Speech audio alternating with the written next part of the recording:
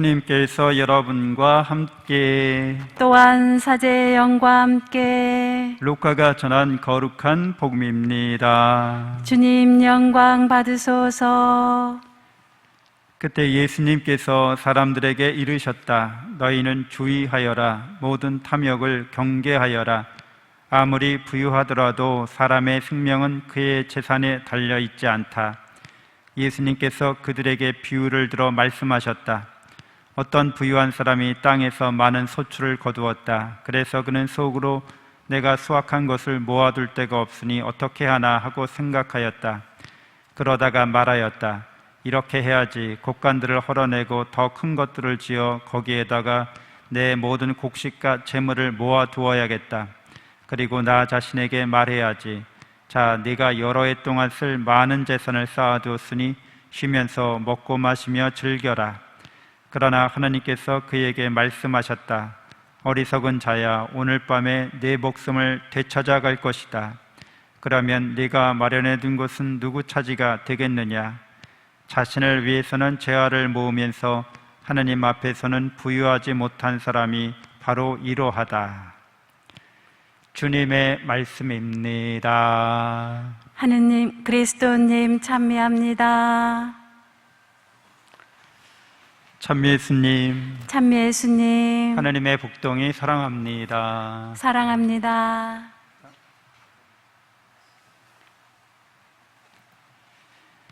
네, 오늘 한가위인데요.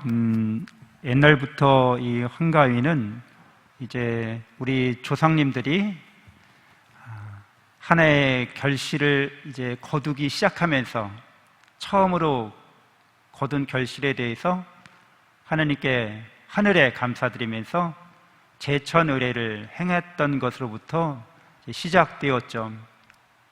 그래서 부여의 영고나 우리가 역사 시간에 배운 대로 고구려의 동맹이나 동해의 무천이나 이런 행사들이 모든 사람들이 다 함께 한 해의 결실을 거두는 그 시작에서부터 이제 축제를 열면서 모든 사람이 함께 즐거움을 나누었습니다. 더도 말고 덜도 말고 한가위만 같아라 라는 말이 생길 정도였습니다. 우리 민족은 옛날부터 천선의식을 가지고 있었던 거죠. 우리는 하느님의 자녀들이다 라는 생각을 갖고 있었고요. 그래서 천자라는 그런 왕을 가리켜서 천자라는 개념을 쓴 것도 바로 우리 조상님들이 그 시초였습니다.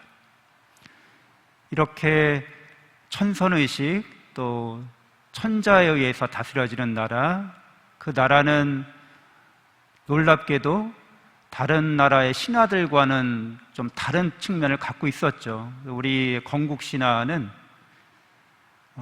창조 이야기가 나오지 않고 바로 이렇게 나라를 세우는 이야기부터 우리의 신화가 시작됩니다.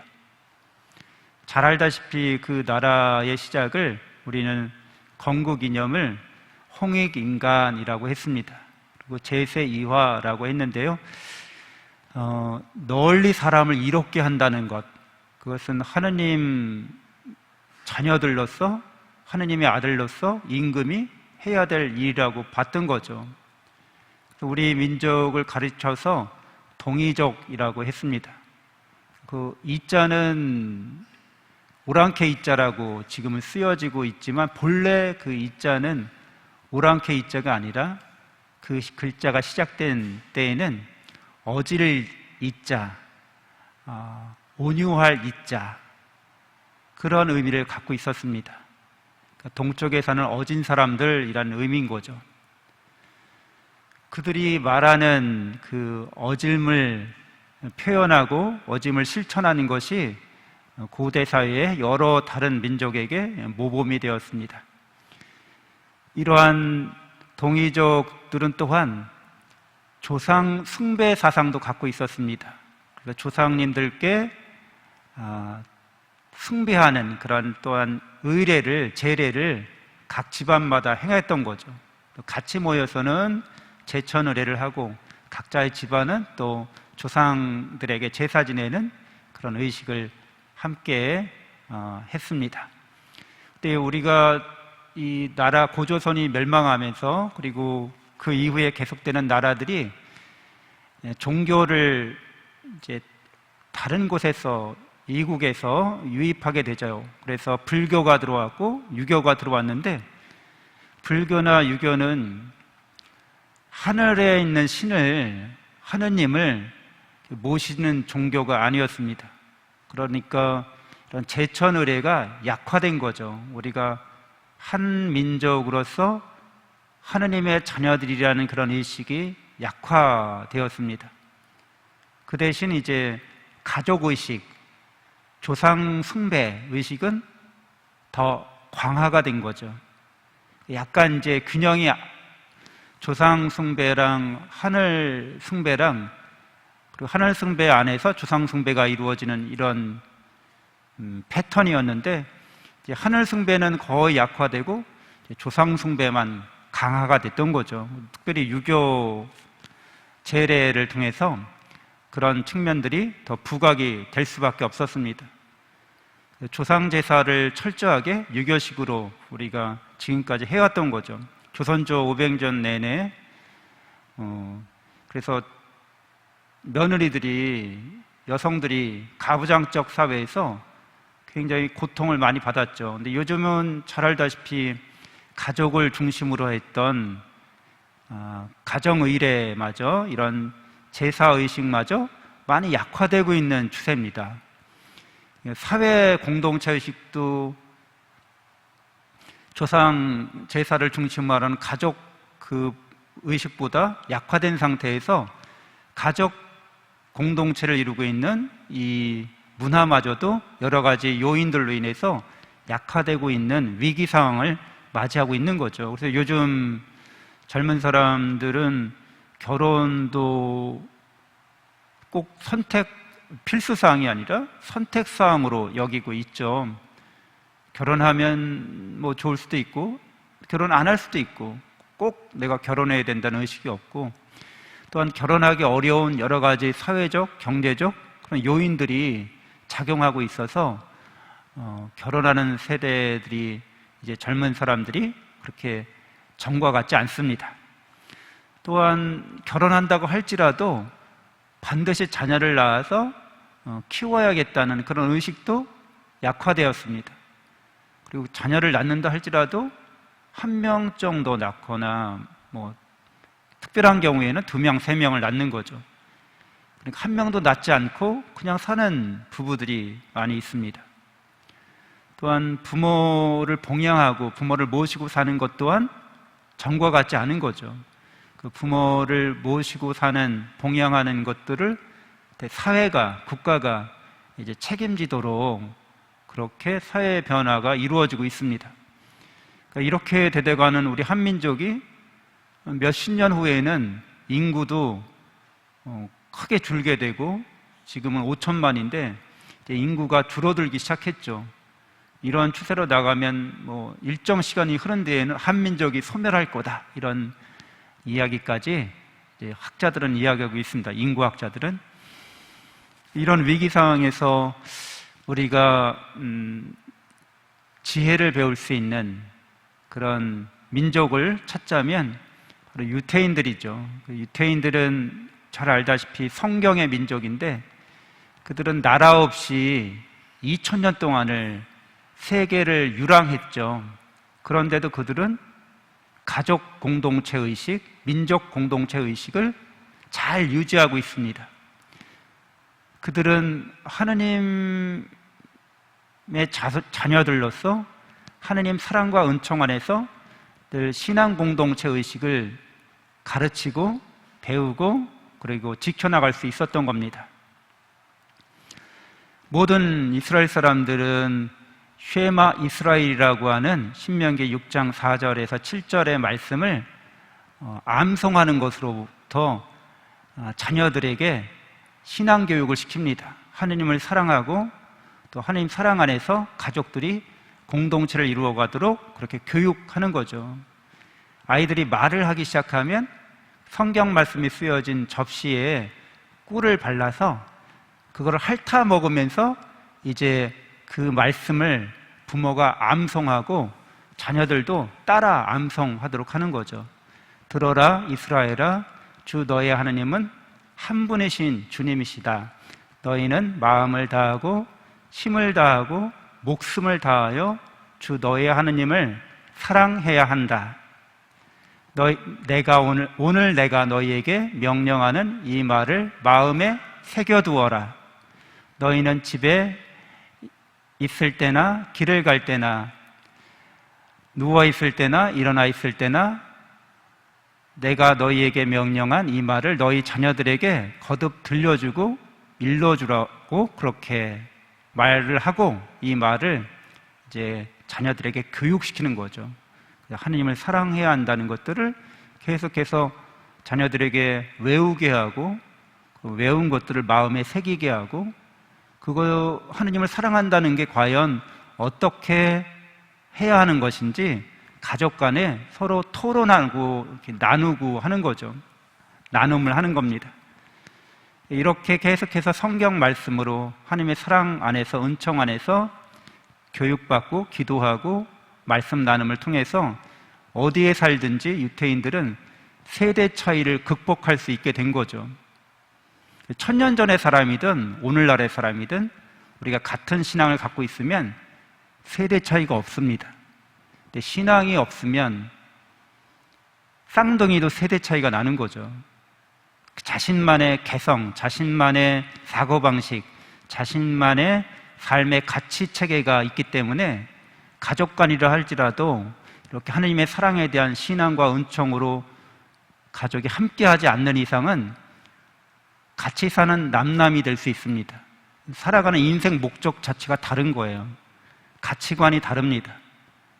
그래서 혈연으로서 한 집안에 살지만 사는 인생은 살아가는 방식은 너무나도 다릅니다.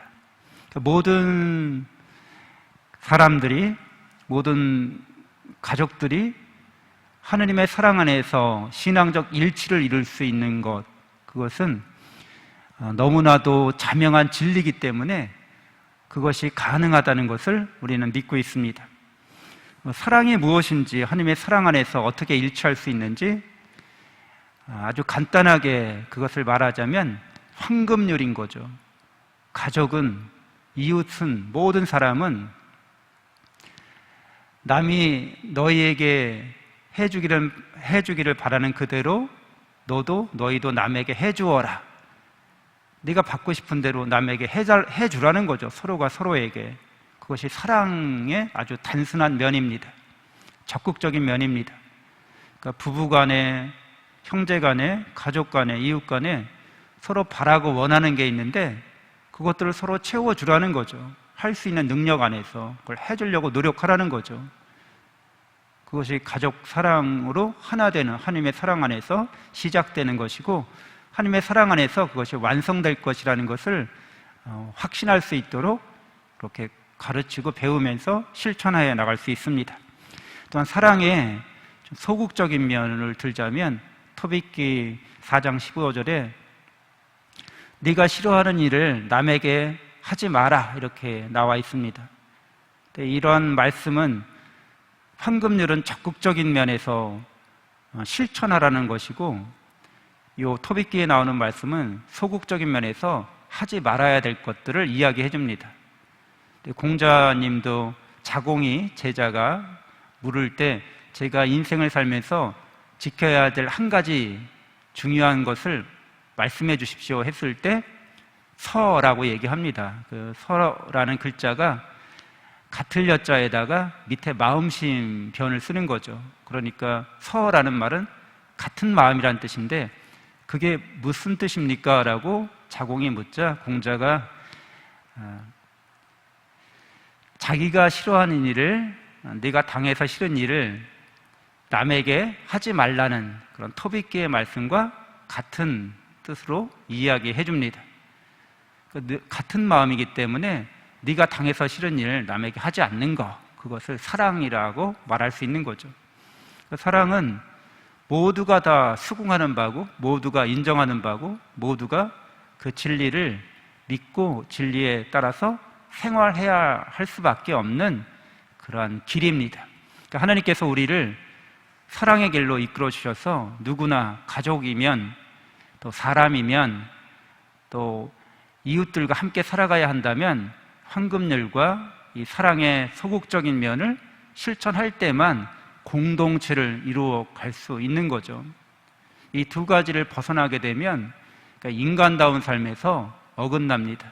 그리고 절대 공동체를 이루어 갈 수도 없게 됩니다. 사람은 홀로 사는 게 아니라 늘 이렇게 관계 속에서 공동체 안에서 살아가게 됩니다. 우리는 이 사랑의 적극적인 면과 이 사랑의 소극적인 면, 이 두 가지를 통해서 화해하고 용서하는 삶을 살아갑니다. 우리는 죄와 탓과 허물이 많은 사람들이죠. 그러니까 서로 용서하고 화해해야 합니다. 또한 이렇게 너그러운 사랑을 우리가 실천할 뿐더러 올바르게 사랑해야 하는데, 그 올바르다고 하는 것은 각자가 타인을 존중하고 배려하는 겁니다. 내 자녀들이라 할지라도, 나보다 나이 어린 사람이라 할지라도 존중하고 배려하는 것이요, 그것이 올바른 삶의 태도입니다. 이렇게 존중하고 배려하면서 화해하고 용서하면서 지혜롭게 계속해서 성실하게 그 상황마다, 그 관계마다 어떻게 하면 내가 화해하고 용서할 수 있을까, 존중하고 배려할 수 있을까를 숙고해야 되는 거죠. 하나님께 지혜를 구해야 합니다. 성실하게 자기가 얻은 진리를 실천해 나가야 되는 거죠. 그 길은 쉽지 않죠. 그래서 우리가 인내하면서 공동의 선을 우리가 이루어 나갈 수 있어야만 하겠습니다. 그러니까 사랑은 이렇게 너그럽고 올바르며 또한 지혜롭고 공동의 선으로서 마침내 열매를 맺게 됩니다. 우리는 하나님의 사랑과 은총을 늘 충만히 받고 있기 때문에 우리의 사랑이 올바르다고 하는 것은 결국에는 공동의 선으로 드러나게 됩니다. 우리 카톨릭 교회는 이러한 공동선을 무한히 확대하고 적용시키게 되었습니다. 그것은 하나님께서 살아있는 이들의 공동성뿐만 아니라 이 세상을 먼저 살다가 떠난 우리 신앙의 선조들, 우리 조상님들도 그 공동선에 함께할 수 있다는 거죠. 우리는 그래서 돌아가신 조상님들을 위해서, 영혼들을 위해서 기도하면서 공동의 선을 나누고자 합니다. 천국에 있는 우리 조상님들도 역시 마찬가지입니다. 천국에서 그냥 편하게 쉬고 즐기는 것이 아니라 연옥과 우리 지상생활에 있는 우리 자손들을 위해서, 우리 가족들을 위해서 하느님 앞에서 우리를 위해서 끊임없이 기도하고 있는 거죠. 그러니까 이렇게 지상과 연옥과 천국이 서로의 공동선을 위해서 모든 성인의 통공을 이루어 가고 있습니다. 올 한 해 추석 한가위를 지내면서 가족들이 신앙 공동체에서 하나를 이루고 또 하나님께서 원하시는 모든 성인의 통공이 이루어지도록 그렇게 우리 자신을 살아있는 제물로 하나님 앞에 봉헌하는 그런 뜻깊은 한가위가 되었으면 좋겠습니다. 잠시 묵상하시겠습니다.